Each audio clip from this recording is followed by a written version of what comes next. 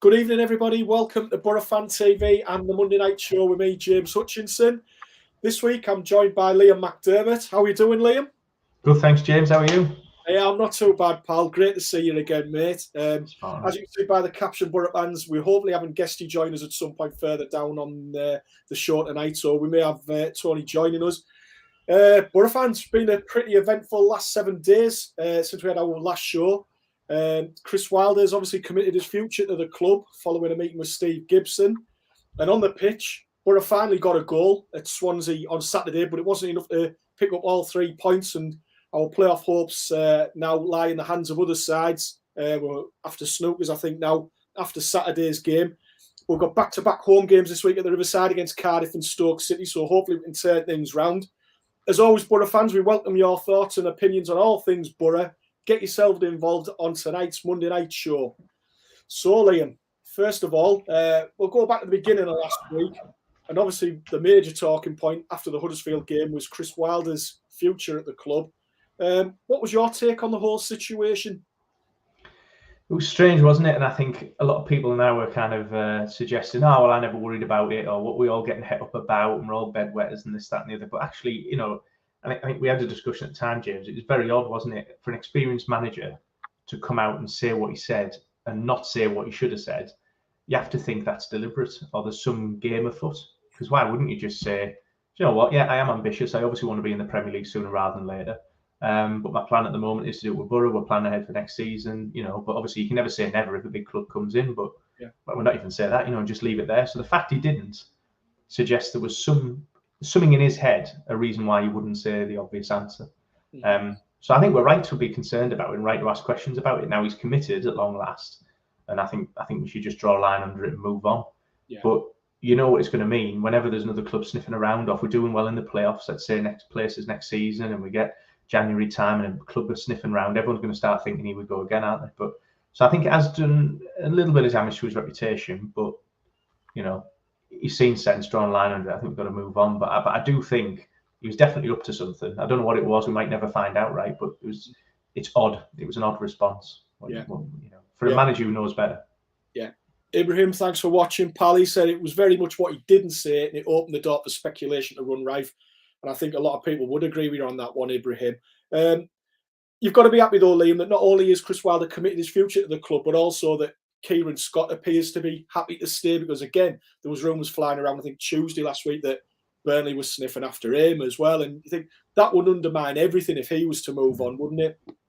Yeah, and I think that's what worried me a bit. It wasn't so much, you know, bedwet, no, we never had a big manager, but, you know, it was more, for the first time in a long time, probably since Cranky, I think I get this now. I get what we're doing. I get the way we're trying to set up.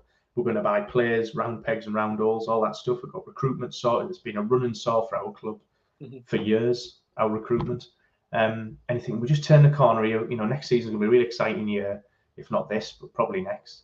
And then it starts coming apart on the pitch, and then you're worrying, you know, he might go. Then we got another, 2-3 years of rebuilding. You get a manager in, he changes all the backroom staff, and you just think, I can't. You know, give me a break. I've had Tony Pulis. You know, we've had it all, haven't we? I'm getting flashbacks of Gary Monk. Just give me a break and let us have a little bit of a run. Let's a bit of consistency and get in the top 5-6. You know. Yeah. David also. I've done my time. Anyone that watched those years has, mate. David Olsen, I think he was quite confident all the way along that Chris Wilder would be staying. Maybe he should have said from day one he wasn't interested, but wasn't really the best time to ask him after we just got beat off Huddersfield. I take that on board what David said, but there was still then a gap of about 3 days before it was finally confirmed that he was committed to the club. That was Monday, the game with Huddersfield. Nothing was confirmed to Friday. Did you find that odd in any way, Liam? Well, yeah, and actually, what you said there, that worried me even more, because then I'm thinking, well, you know, there must be something to it, because it's so obvious that you would just come out and say that.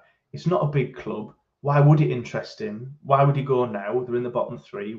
And you think it through, and you think it's just none of it makes any sense. And that's why there's a load of talk about it, right? And everyone's trying to work it out and do their own. Then all the rumours start. Oh, it's because he was promised this and he's not getting that. And Neil Bowser's at the root of every negative rumour at this club. And there's something to be said on that, by the way, because I'm still not satisfied we've got a decent chief exec since Keith Lamb and the photocopying incident. But fax machine. But you start thinking it's so odd. It's probably true. There must be something to it because none of it stacks up. There's something going on. So that for me made it even more important. Someone came out and just killed it. And to your point, it took days, didn't it? And why are we waiting for like a routine press conference? Yeah. Do you know what I mean? You could have done it one day before, or just put something on the website, a one-liner. So the fact that didn't happen midweek, it makes me think either they didn't get it and the club didn't appreciate what was going on, but I don't believe that for a second. All you had to do was look on social media, or something's gone on and needed to be sorted ahead of that press conference for him to be in a position where he felt he could confirm his future. Anyway, we might never know, but yeah. I mean, Mikey Board said there it was very strange. 3 times he refused to rebuff any links, painted the picture badly, did well considering what you said was honest and how it was, and say it how it was. You mentioned Karanka there, Liam. He had his little walkout in 2016, and after that, the team responded. It was very different times, but the team responded, went on an unbeaten run to the end of the season. Now, we drew on Saturday at Swansea. Do you think, in a way, this will act as some sort of stimulus to the team for the final 3 games I've got ahead, or do you think there's other things that maybe are going to affect how we do in those last 3 games as opposed to what's happened with Chris Wilder? I never thought of it that way, to be honest. I don't think the way we played our results is tied to the uncertainty over his position. Right. I think that was well underway by the time it happened, so therefore I wouldn't expect it to all be sorted out now. I think the reason we're struggling is because actually, we're burning the candle at both ends. I think we're starting to get found out a bit in terms of the quality of our squad and depth of our squad. And in the final stage of the season, like the wheels are just starting to come off a little bit, and we're starting to see maybe the limitations of some of our players. I think that's more of the reason why we are where we are than Chris Wilder and players worried about whether Chris Wilder's going to go or going to stay or whatever. But hopefully now it's to bed. We've got a point. He doesn't like the term "stop the rot," does he? But we now start building on. And if you're looking at the end of the season, forget the form and all of that. If you were to tell me that we had Cardiff, Stoke, and Preston North End, 2 of which are at home, to get in the playoffs, and you've got a game in hand, you'd think, well, I would expect us to have a good chance of getting in there. But we're relying on other clubs now, aren't we? Like the Millwalls of this world to slip up. Well, we'll move on from the Chris Wilder situation and we'll look back at Saturday's game at Swansea now, Liam. There was only one change to the starting lineup from the game against Huddersfield, and that saw Josh Coburn come in for Andras Boro. Bearing in mind that was the only change after the Huddersfield game, did that surprise you, or is that an illustration of the lack of depth at Chris Wilder's disposal? Yeah, I think it's lack of depth, and I think it's his management style as well. He doesn't make wholesale changes, does he? And when he does, we all sit there and think, what's going on here? That's a bit odd. And I think he might as well have changed the same squad altogether, but it's like a lottery, isn't it, at the moment with our strikers? It's like, spin the wheel and see what number drops out the bottom and put him up front, because we haven't got that sorted. But yeah, it didn't massively surprise me. He's going to, his squad, he's playing what he feels are the best players, the most talented players in his squad every game. And I just think there's limitations to that. And I think, remember where we were. We've got to keep perspective, haven't we? It's very easy to lose it. And, I've heard people saying, you don't know what you're talking about. Wilder needs to go because he's crap, because his form over the last 4 games is shocking. So if he wants to go, get rid. And like, but remember where we were under Warnock. He'd convinced most of the fan base that we were mid-table at best. Mm-hmm. If anyone can do better, get him in, was I think one of his parting comments in his interviews. Mm-hmm. So I think keep perspective on that. It doesn't surprise me.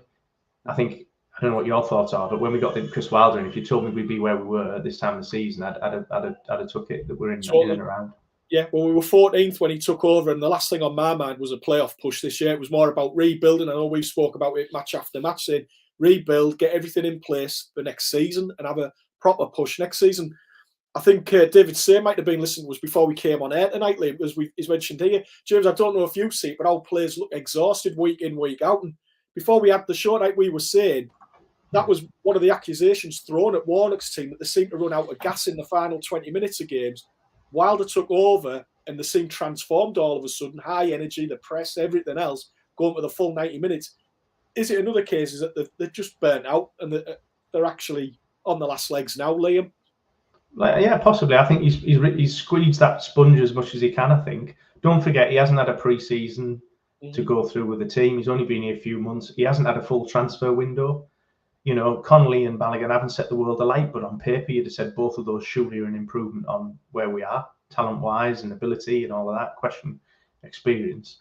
But, so I think we'll see a completely different, hopefully, a completely different beast next season. That's not me being defeatist about being in the Championship, but I think a full transfer window, if we take their word that they're already planning ahead and they've got agreements in principle and all of that, I'm really looking forward to next year. I think it'd be hopefully we're right up there.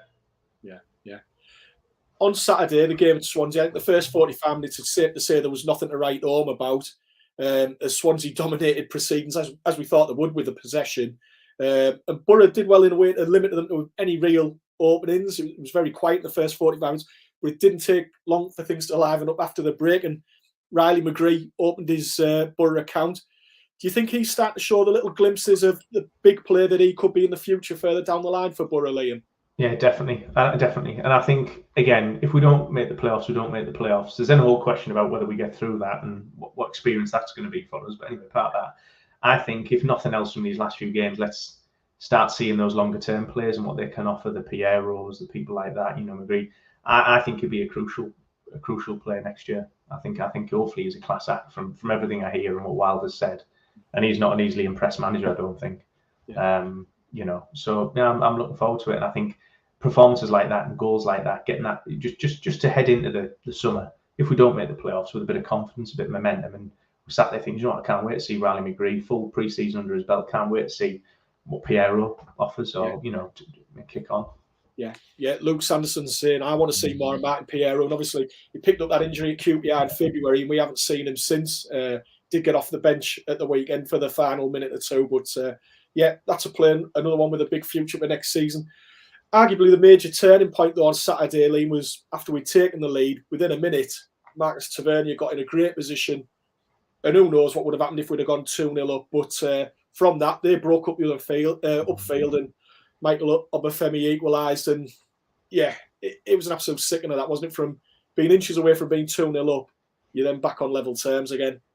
In a way, it sums up where we've been, doesn't it, recently, form-wise? Lots of chances, not taking them, sucker punches, poor goals, a lot of poor goals. You think back to the Riverside when you sat there, some of those goals you see us concede there. It's like basic stuff, isn't it? It's like mostly not defending from crosses or corners, and that's the disappointing thing. Goalkeeper howlers, that dropout goalkeeper, haven't we, to try and rescue that situation. Yeah. So it's just cheap, just a bit cheap, a bit poor. And that's where I think, you need a summer transfer window to sort out some of these players. It's given Wilder a real insight, I think. He'll be under no illusions now, nor should anyone at the club, including Bowser and the rest of them, that there is a need for quite a bit of change in the summer. Yeah, definitely. I know you mentioned about goalkeepers and soft goals there, but Luke Daniels was between the sticks again on Saturday, and he put in another calm performance, I thought, as the last line of defence. Is he making a case for maybe being the number one next season, or do you think Chris Wilder have his eyes somewhere else? That's my worry, I think. I think Neil Bowser will be sat there with his calculator thinking, we can do a deal on the cheapie. I don't need a goalkeeper. We'll just get rid of, I think we do need to sign an experienced, quality goalkeeper if you want to be up towards the top end. Not experienced and quality like Premier League level, but a good, consistent Championship goalkeeper. No great shakes, not somebody your heart's in your mouth every time he has a pass back. And given the way we play as well, I think the goalkeeper's, a bit more involved than there might be at some other clubs. But we definitely need. We said it in January. Most Boro fans have said the first thing we need to do is sort out the goalkeeping situation, and we didn't. And we're paying the price for that. And it's not the difference between making the playoffs or not, I don't think, but it hasn't helped, does it? At times when you're shaky, just hanging in on a match. Yeah. That's the thing that starts to go wrong, isn't it? Daft things. Yeah. And David Kay's got in touch with us, Liam, and he said, why isn't Balogun getting a look in? And I think that bemused one or two people at the weekend. Chris Wilder's substitutions in the second half when he took off Watmore and Coburn and brought on Sporrer and Connolly. Did that surprise you in any way, Liam? It does a bit, but I think in Wilder's mind, I don't know. I don't know what's going on in Wilder's mind. I think he sees them all much of a muchness. I get the Coburn piece. It's a longer term player. We should have an interest in giving him a chance and giving him game time and seeing what comes of him. But I think with Connolly and Balogun, I know Connolly gets a lot of stick. There's also an element of Wilder where I think he's probably quite bloody minded as well, where he sees someone in Connolly and he's making a point, which is, if I think he's better than Balogun or more experienced or whatever, I'll play him. But to be fair, I know Balogun's probably shown a little bit more than Connolly, but I don't think either of them have a God-given right to say they should be starting over the other, because I don't think either of them have really impressed that much. Balogun's shown a little bit more, but we could both name games and where both of them have disappeared. Yeah. Steve seems to think that Balogun will start on Wednesday. Maybe that's the thinking behind him not being involved on Saturday, that he will be starting Wednesday night. Going back to the goalkeeper situation, Damon LaRoche has been in touch with us. Hi, Damon. Hope you're well, pal. He said, look, Daniels was quality on Saturday, but we need a number one, and Carl Darlow would be ideal. Now, what's up your neck of the woods, that, mate? What would your thoughts be on us signing? Do you know what? I had this conversation. For my sins, I know a few Newcastle fans, which used to be quite funny, but it's not anymore now. And I'm going to think I have to look at those friendships again, because we've got to listen to them talk about Arab money for the next 20 years. I'll drive myself nuts. But really interesting that point on Carl Darlow, because I was talking to one of the lads who was a season ticket in Newcastle, and he was saying he came to watch us play at the Riverside, and obviously we had the howler from I mentally blocked it off. I can't even remember his name. Joe Lumley, right? Never talk about him again. Dropped a howler, and he just said, "I can't work out what you were doing. I can't work out why you didn't address it in the January transfer window. You could have had, Carl Darlow and other, he said, I can't work out why you haven't done that. You must have contacts. You must watch around the area." Yeah. And so, definitely one I'd be interested to have a look at. Definitely. But I just find it odd. I don't know what that was all about. Why would he go there? Unless it was a case of money, and he thought he could get what budget we had would be better spent on strikers than it would be on goalkeepers, and he could wing it a bit at the back and see how it went. And I think that's the thing, isn't it? Because goalkeeping-wise, I think we've still, and I think he's kept 14 clean sheets in the league this season, Lumley, which is a heck of a lot. It's one of the highest in the Championship, but goal scoring has been a big issue. I mean, we've got one goal in the last 5 matches we've scored, Liam, and we're trying all these combinations of strikers, and it doesn't seem to work.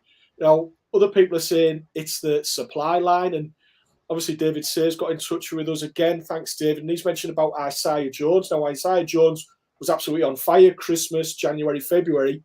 And do you think it's a case of that it's his first full season, he's maybe ran out of steam, or do you think teams have worked out how to defend against him? I guess there's not. I think it's a bit of both. But I think definitely there's a case on him running out of steam, and I don't think it's fair. I don't think it's sensible or fair for a football club of our stature to be relying on one young lad as the sole outlet for out. And you're going to come a cropper one way or another. He's either going to get injured, not come back the same. Yeah. He's either going to, have a bad run of form, and then you've got no other outlet. But in terms of teams sussing him out, well, you only had to watch the first 2 or 3 games of Isaiah Jones to suss him out, and suss out we only had one outlet, and they still couldn't deal with him. Yeah. So I think he does have the ability, but I think to your point, I think we've hammered him all season, haven't we, in terms of relying on him week in, week out as our only outlet. And hopefully he kicks on next year, having had a summer break, pre-season, all of that. And I think we need another outlet. We need another creative, whether it's Payero or whatever. We need to build into our system another outlet, because just going down that wing and then on the other side having Neil Taylor or whatever get the halfway line, turn back. Yeah, we need more than that. And hopefully the strikers benefit from that as well, and having a striker that fits the system. Which Wilder seems to think it's a lightweight striker, relatively skillful. That kind of look, if you look at what he let Hutchy go and all of that, I'm not convinced. Because he could come back, I guess, in the summer, because it's only a loan deal at Cardiff, and he won't feature in Wednesday's game. But do you think Chris Wilder? But the club were desperate for a permanent, as I understand it, and they had to settle on a loan deal because they couldn't get Cardiff to part with the money. So I can't see that changing between now and summer. And he hasn't really set the world on fire, has he? Yeah. Talking of players running down the wing and what they create and what they can do, in the Championship Team of the Year last night was announced Jed Spence, still officially a Boro player. Ben Thornton's asked, what do you think of his future at the club? Do you think he's got a future at the club, or do you think he'll be cashing and maybe address some of those problem situations we've talked about, Liam? I think if money wasn't an issue, you'd say, do you know what, if he comes back with a completely different attitude, brain transplant, he's committed and this, that and the other, you'd probably try and find a space for him, because we're not blessed with attacking talent and it'll cost a lot of money to get a player of that quality. But I reckon, well, one, he doesn't want to be here, if everyone's to be believed. That's 2 managers now who've said as much. Yeah. And actually, if Wilder's as advanced as he says he is on recruitment plans, they'll have spent that to the penny. They'll have spent all that money anyway, what they think they're going to get, because that'll be a key part of their plan this season. If we don't get rid of Spence, you won't be looking at anywhere near the number of ins and outs that you might be. Yeah. Chris Sykes also thinks that Jed's played his final game for the Boro and he'll be gone in the summer. And Harry Cockrell said it's got to be at least 20 million for him. I'm not so sure about that fee, but I think anything that we get for him 10 million plus, I think that would be a fantastic bit of business for the club, and certainly nothing we would have envisaged this time last year, Liam. Yeah, I just hope we put it to more. Obviously, you won't get all of that. Let's say it was 15 or something like 10 to 15. Yeah. We won't be able to use it all on transfers. Some of it will go subsidising the run of the club. But you'd like to think we do something better with it than Gary Monk did, and something better than Gordon Strachan did, because we have a bit of a history in the Championship of burning through, shed loads of money, don't we, and not necessarily getting value for money out of the players that we buy. The best players we've had actually have been the ones we've got for next to nothing. You know, the George Friends of this world and that lot. All those, spot on, mate. Before we leave the Swansea game, we picked up a point. At the current time, we're 8th in the Championship. Where do you think that leaves our playoff hopes with 3 games to go, Liam? We've got a chance, haven't we? There's Millwall above us. We've got a game in hand on them. Yeah. Are they any great shakes? Not really. The truth is, we shouldn't really be where we are. Or maybe we should, I don't know. But the drop-off in form's caused it, hasn't it? But you look at it and you think, you know, you're 2 points off Millwall. You know, a few points off Sheffield United. You've got a game in hand. It's doable, isn't it? It's doable. But I think, you know, it'd need a monumental turnaround in form, wouldn't it? We haven't won in, what, 5? 5 games without a win. I think there's only 4 clubs in the Championship that have worse form in the last 5 than us. Yeah. Interesting, 2 of them are behind us, Blackburn and QPR. Right. But yeah, it's going to need a massive turnaround in form, isn't it? Do I see that happening? Not really, but I tell you what, get a win at home. You then got another home match straight off the bounce of that, haven't you? Yeah. And then you're going away. Then it's all teed up for a last game of the season. Then it's in anyone's hands, isn't it? Yeah, I think it's just about keeping it going for as long as possible, isn't it? And just putting pressure on those above us, and that's what it's all about, isn't it? If we can get a win on Wednesday, it doesn't matter how we get a win. That then puts the pressure on Sheffield United for Friday night, doesn't it? Yeah, and just go for it. Yeah, because you know what's to be lost now. We're in most fans' minds, we're not in it anyway, or we're you know, we're on the way out of that picture. So just chuck the kitchen sink in it and see what happens. Yeah. Well, the first of those 2 home games, Boro fans, is on Wednesday night when Cardiff City visit the Riverside. It's a must-win game, isn't it, Liam? There's no beating about the bush. We've got to win that on Wednesday, haven't we? Yeah. And, you know, it might be that we get beat or draw and some other results go our way and then we have to live in this limbo for another week, don't we? But, yeah, we need to win. Yeah. We need to win. And, as I say, chuck the kitchen sink. Setting aside our current form, if you looked at it, you'd say, well, they're all over the shop, Cardiff. You know, they haven't had a great season, have they? They've bailed out with Mick McCarthy to keep themselves in the league. Yeah. What are they now, 19th, something like that? They're down there, aren't they? They've had a horrendous season when you think about it. I mean, for a side that's normally kicking about the top 6 place, I think they finished, I don't know if they finished 7th or 8th last season in the Championship. So pretty much like what we have. And they've got in a total reversal this year. They've got rookie manager in there, Steve Morrison now. And yeah, it just seems to be no real direction at Cardiff. I could be wrong, but that's what it appears from the outside, doesn't it? Yeah, but dangerous from set pieces. Oh. We have a tendency, especially in games of late, to switch off. Yeah. Flint's the highest goal scorer. You know, Hutchy won't be playing, but he's up front. You've got Hugill up there. You know, it's like the footballing gods have it written that he'll have to score. Yeah. So it's going to be a difficult afternoon. I think we've got to be switch on. Yeah. And another player we mentioned earlier on was Mark Payero, and he had a big game in Cardiff in the corresponding fixture when we won 2-0. He's been out for 2 months, just came off the bench for the final minute or 2 on Saturday. Do you think he'll be just on the bench again on Wednesday night? Because obviously it's last game of Matt Crook's suspension. Or do you think he might be involved? Possibly. I mean, it'll come down to what Wilder's seeing, isn't it? Does he look fit enough to do a full 90, or does he look fit enough to at least kick on and give us 45? But I think if he's fit enough, I think I'd be tempted to chuck him in. I don't see why not. As you say, it's must win, isn't it? So any creativity. Jones is off the boil a little bit. You know, we're putting massive pressure on him. It's another outlet, isn't it? Yeah. And see what comes of it. I think to not play him, if he doesn't start him, he's definitely going to come on at some point, I would have thought. Yeah, I would agree with that, Liam. Michael Pelland said the outcome now is all in Sheffield United's hands, and I don't think they'll throw it away. And Daniel Cheney's got in touch with her. He said, if we make it, that's amazing. But if we don't, we can't be too disappointed. We're all fearful before Wilder came in. I'd rather see us for a full season of the Wilder in the Championship. It would be a great season.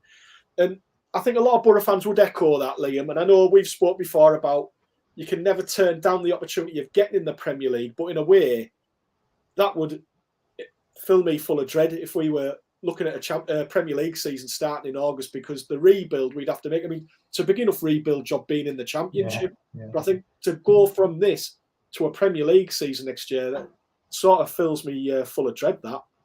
Well, yeah, I didn't enjoy the last time we were up there. I think I threw my toys out the pram with about 8 games to go. But, all I remember that season, I've mentally blocked out the rest of it. I just remember going to Sunderland away and seeing us win. And then I think Man United, we came close on New Year's Day, I think. Yeah. But, to your point, James, you're then trying to do 2 things. You're trying to build a squad and invest in a team and plan ahead and bring in the right players with the right mentality into your club to fit your management style and the way of playing. And on top of that, you're trying to bring in Premier League quality at the same time. Yeah. And I think there's a real risk if you try and do that, we'll splurge money left, right, and centre, and then have to unpick it all if we come straight back down. So it seems an odd thing to say, doesn't it? Of course, you want us to win. Of course, you want us to get in the playoffs. But my question would be, if we get in the playoffs, how many fans realistically think we're going to get? I know it's a lottery and all that, but we'd need a big turn of form, wouldn't we, to take on some of these sides in the playoffs? So, Well, there's no guarantee if you're in the playoffs that you're going to go up. You've got a 1 in 4 chance, and yes, it's better than not being there at all. But as you say, our form at the minute, it leaves a little bit to be. We're not going to make it, are we? Form at the minute, we're not going to make it. So. No. I mean, we did say if we win on Wednesday, put some pressure on Sheffield United. So I guess we've just got to put the recent games behind us and just give it everything on Wednesday. Just go for it. Nothing to lose now, is there, Liam? Just treat like 3 cup matches, don't you? Knockout games, see what happens. And if we get tonked or we get, sucker punch, it'll be horrendous.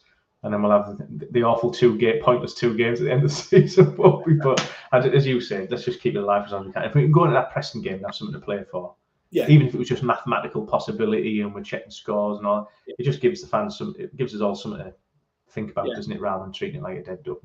I mean, I don't know. I know they're not far off, but I think nearly all the tickets have gone to that game, which is, again, amazing. Testament to the Boro fans travelling this season. I mean, that's almost 5,500 tickets gone to the Preston game. So, as you say, it would be nice for all those fans to go down there if there was still something on that match, wouldn't there? Yeah, definitely. And I think that tells you as well, it tells you a bigger thing, which is fans actually believe in what this manager's trying to do. In this sense, we're moving in the right direction. And that's why I think it's so important to keep him. Regardless of what you think of him in form of late and what he did or didn't do, step back and look at the bigger picture. I think you struggle to find a better manager at this level who's got a man with a plan. He's integrated with the director of football, whatever you want to call him, recruitment, Scott. So I think we're heading in the right direction. Good. So Chris Sykes is going to be there at Deepdale on the final day, whatever. And I think that's it. I think Boro fans always turn out well for the final game of the season, but the support on the road this season has been absolutely amazing. So predictions for Wednesday night, Liam. The first game of the final 3, Cardiff at home. What do you reckon, pal? I think 2-1. 2-1 Boro. You think we'll get 3 points? I think we'll score first. They'll equalise. We'll all get jittery, and then hopefully we'll get something out of the bag in the last 10, 15 minutes. Maybe a Balogun comes off the bench and scores or whatever, or a Payero masterclass in the last 15 minutes. Could be Aaron Connolly. That's it. Could be Aaron. Yeah. He'll prove us all wrong. He'll go on a running streak. We'll go on a scoring streak. We'll last 3. I don't give a toss who's going. Put a Pelican in a Boro top for all I care, as long as he knocks him in. A lot of confidence amongst Boro fans. A lot of them going 2-0. Michael Pellin, David Sayer, Colin Fryatt. David Kay's gone 1-0. I know we said about the ex-Boro players that are playing for Cardiff in Hugill and Flint, but we've got Sol Bamba, and then David Kay's gone 1-0. Bamba a 40-yard screamer. Imagine that. He's done about everything else this season, hasn't he? So going to say why not? Yeah. Ben Thornton and Watmore masterclass as usual. But as we say, if we can get the win, that sets up the weekend nicely, Liam. Irrespective of what Sheffield United do on Friday night, we'll still be in the hunt for a top 6 place. Stoke City, funny team, them, Liam. I mean, sitting in mid-table, and I guess it's fair to say they were expecting a lot more from their season this year as well. Yeah, and I think we drew against them, didn't we? 0-0 down there, yeah. They are an odd one, and they're in that big category of teams in the Championship, aren't they? Which is, they all think they're in for the chance for the playoffs, and they all worry over the shoulder that there might be that season that after 3 years of bouncing around where it either comes good or it goes the other way, doesn't it? But and really hard. Championship's hard enough to predict scores, but when you're dealing with those clubs in the middle of the league, you don't know what the hell you're going to get. They can win 4-0 and then lose 3-0, can't they? Day to day. We're kind of towards the top end of that bunch, but we've got that in our locker. I mean, maybe not the big losses apart from Sheffield United, but of late, I think we've shown we're not too far away from that bunch of inconsistent teams. Exactly. I mean, when I was looking through their squad last night and the players they can choose from, I seen Jacob Brown. I think He's got 14 goals for him this season. Well, he's not like a household name, but then you've got players like Josh Madger, who used to be at Sunderland, went to Bordeaux, he's been in France. Mario Vrancic got promoted with Norwich a couple of seasons ago. Joe Allen, experienced Welsh international.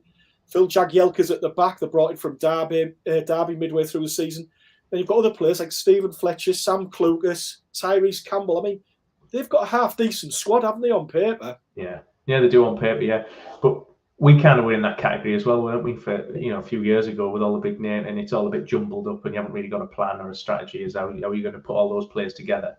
And you carry wages, don't you, in the Championship? Because often if you get lumbered with a big, Joe Allen or whatever it is on a big wage, there's no easy way to move it out, is it? You've got to wait for every contract to end. So it becomes like a 2 or 3 year job to get the team you want. But yeah, they'll have expected more, won't they? I think. Definitely. But look, we could have been in there, if we were with Warnock, if we were heading in that direction, we might well have been in about the same position. Ben Thornton said none of those players have got anything on Watmore and Jones. And we were talking about goal scorers earlier on in the issue there. And I know Michael Pellin said, do you think if we had a Bernie Slavin up top, we'd have made the playoffs this season? And all joking aside, I think Bernie Slavin's the last striker we've had that scored 20 league goals in a season for the Boro. And I think Bamford was the last over 20, wasn't he? But that was including cup games. I think it might have included cup games. Then there was Ricard as well, was our highest in the Premier League, wasn't he? But he wasn't 20. Do you know why it's such an issue, goal scoring at the Boro? I mean, it's not as though we haven't spent money on strikers down the years, because we've spent a fortune on strikers, but it just doesn't seem to work, does it? I think it's because hopefully it changes now with it. That's why I think it's important we had some consistency and thought on recruitment. Because I think Boro are quite a lean structure. They don't have many people, I don't think, in the club in positions on recruitment, for example. I know when Mowbray came in, he said he had to bring a CD or something with him from Celtic with the database on, because he came to Boro and said, well, where's the recruitment database? And there's like 2 lads next to the water cooler just looked at each other and said, what are you on about? But so I think it's been a weak area for ages. So I think we've just tended to look at a scoring chart from the season before that season and say, right, who's in the top? If we just buy that player, Jordan Rhodes, if we just buy that player, Rudy Gestead, just buy that player, Britt Sombalonga, that would guarantee us goals. And I don't think it's not worked for us. Yeah. It's not worked for us. We've taken a player who's had a good season in, say, Rudy Gestead alongside Rhodes, and then we've assumed he's going to give us 15, 20 goals. Yeah. Rather than say, how do we play? How do we create our opportunities? Let's buy a striker who fits the way we play. I can't think last time we did it. Yeah. Well, there you go, Akpom, Sombalonga and Gestead. Yeah. I mean, it's like a graveyard, isn't it? I wonder Newcastle fan said to me recently, well, what happened to Afonso Alves? And a good question. Jordan Rhodes, and you reel them off, and as you're writing it down on a list of paper, you think, Christ, the money we spent. Yeah. Unbelievable. I say we did well with Hasselbank and Viduka, but they didn't hit over 20 in the league. They got goals in cups and things like that. We did well as a cup side in the years that they were here. But again, in terms of fees and wages that we've shelled out on centre forwards, and it just rarely seems to work out for us. Well, and even the ones we've missed, I'm glad we missed. Like Diego Forlan, just as well. He got the wrong departure allowance, because that would have been another 10 million or whatever it was. We're going to pay 6 million. We're going to pay for him. But you're right. I just think we need to. But what worries me, well, do you read too much into the fact he's gone for Balogun and Connolly? Because you look at that and you think, if this is the standard of striker recruitment in the Championship, the kind of play we're going for, are we going to be any better next season? But I think I take it with a pinch of salt and think, well, maybe that's all that was available. It was January.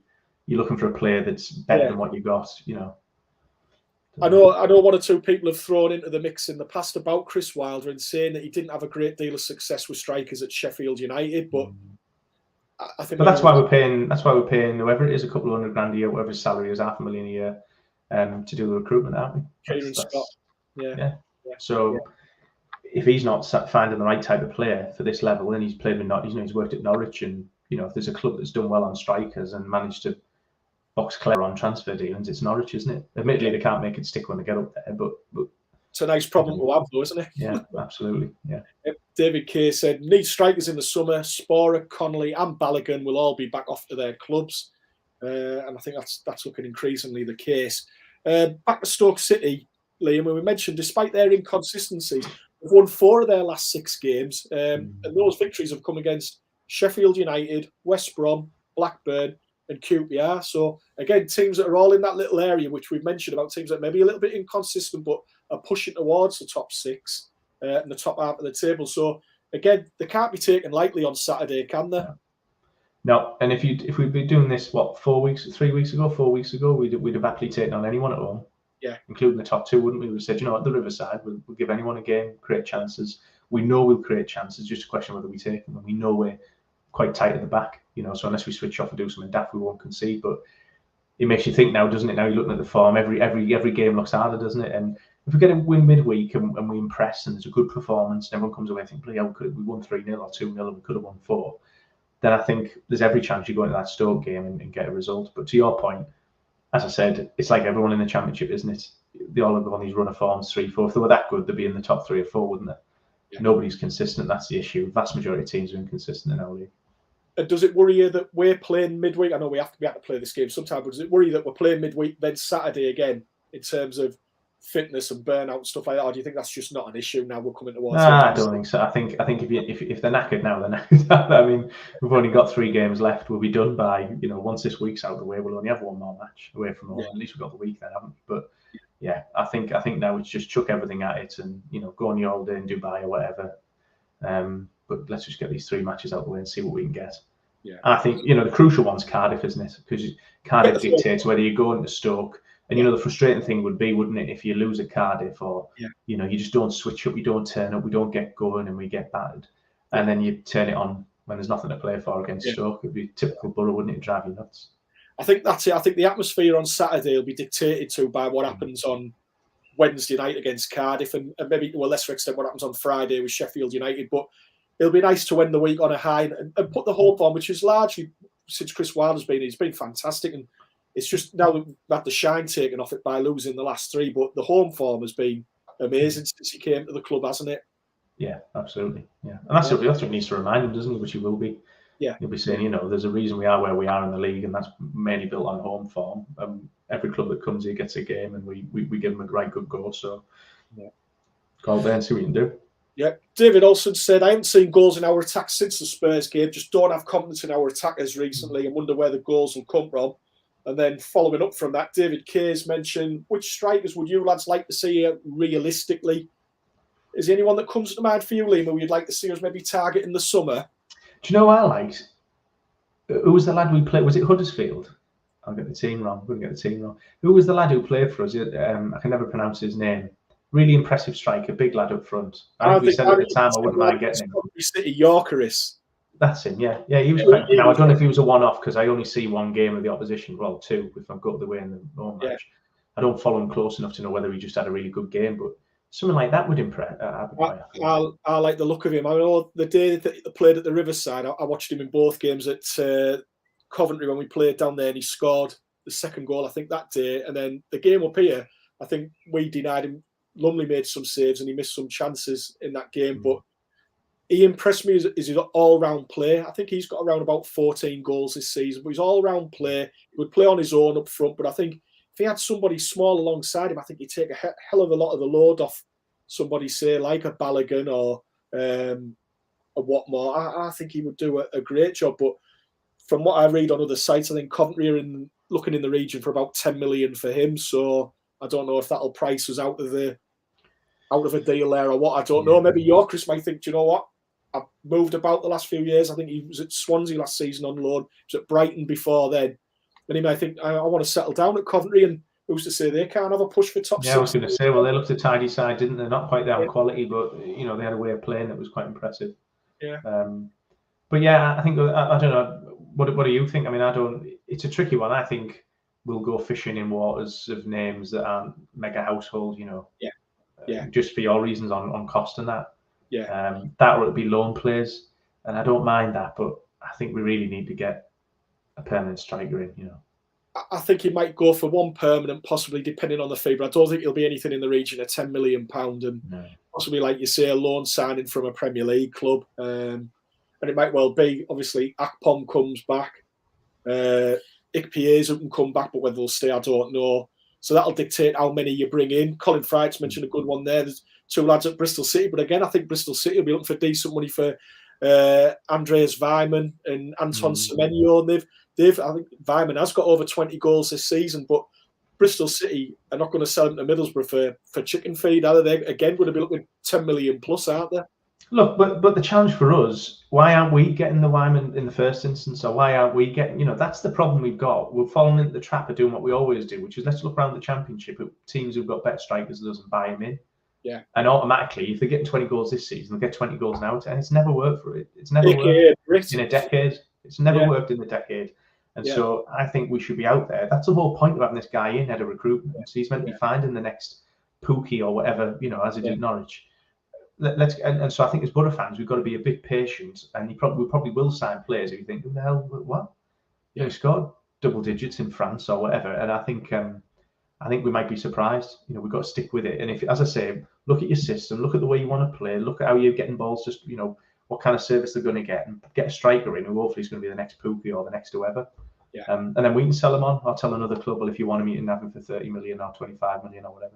And that's the way. And I know he's done it for Nottingham Forest to get the fee up this year, but that's Jed Spence in a nutshell, isn't it? Came in on a free from Fulham, released from Fulham, and now he's going to make us a tidy little profit, which we can then reinvest, hopefully sensibly, in players that can also then give us a profit further down the line.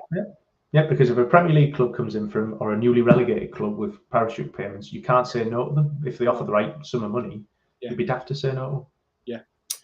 Mate, then, before we finish the show, predictions for Stoke. You've gone for a 2-1 win against Cardiff. How do you reckon we'll do against the Potters on Saturday at the Riverside? 1-0 win, assuming we beat Cardiff. And then it's game on, isn't it? It's game on. Sheffield United. I can't remember who they've got QPR away. And QPR away, then Fulham at home last match, yeah. So I don't know how to read Fulham at this point, because it's a bit like, well, have they gone? Have they all got the deck chairs out, or they now think, no, great, we're over the line, and so now we'll just have fun and play creatively and have a go. So I don't know, but I think if we get a win at Cardiff, I can see us getting a win against Stoke, and then it all comes down to Preston. Brilliant. Well, that'll be great, Liam, if that's the case, and hopefully that pans out how we hope it does next week, and we'll end up with 6 points from these two games.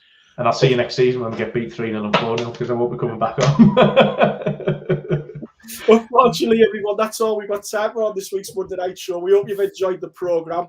As always, thanks for your contributions, and a big thanks to Liam for joining me this week. Thanks again, Liam. No problem. Cheers, James. You're on, pal.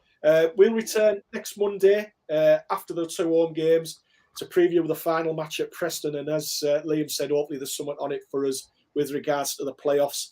But until then, from us all at Boro Fan TV, take care of yourselves, have a good week, and up the Boro. Up the Boro.